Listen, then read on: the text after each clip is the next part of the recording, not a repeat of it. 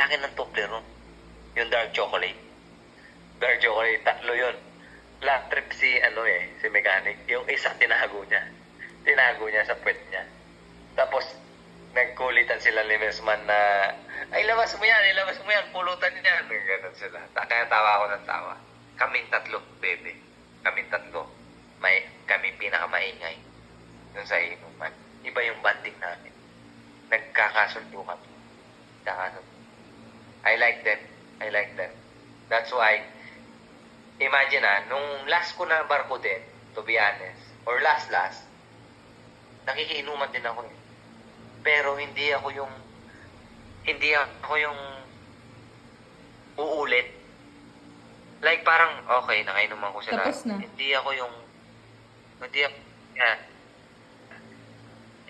Parang I don't want their presence. I can feel them.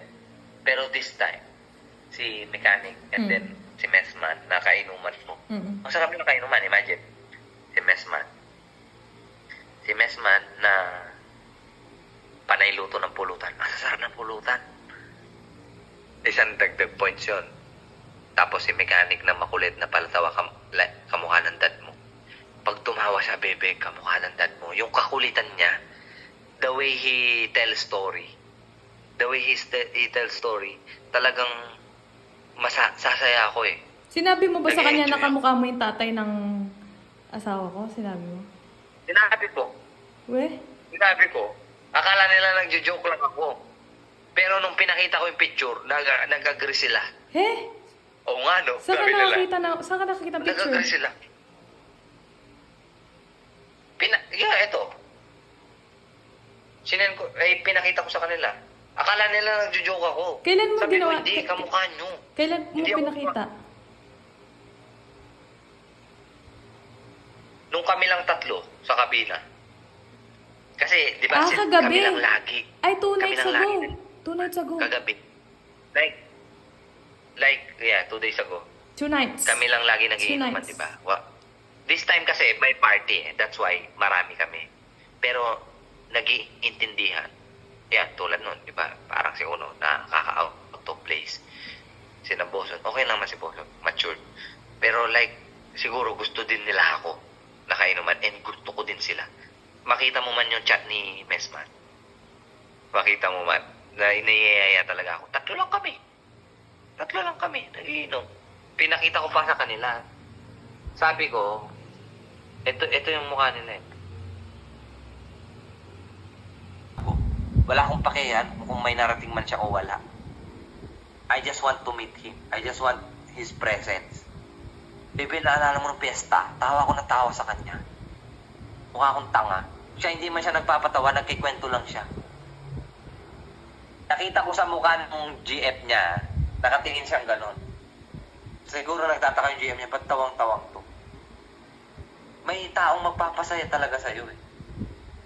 Alam ko May hindi tao. ako yon, pero wala May kang tao. choice. Ikaw yon 100%.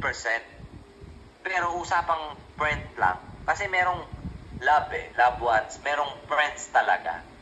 Ikaw, friends mo talaga si Cap. Kaso, syempre lalaki siya. Kaya, kinat ko yon. And, isa yun sa napatunayan kong mahal mo ko.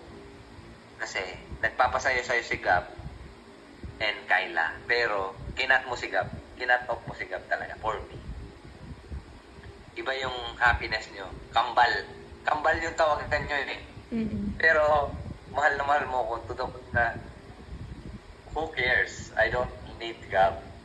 I will be happy for you kahit boring ka na tao. I am a boring person.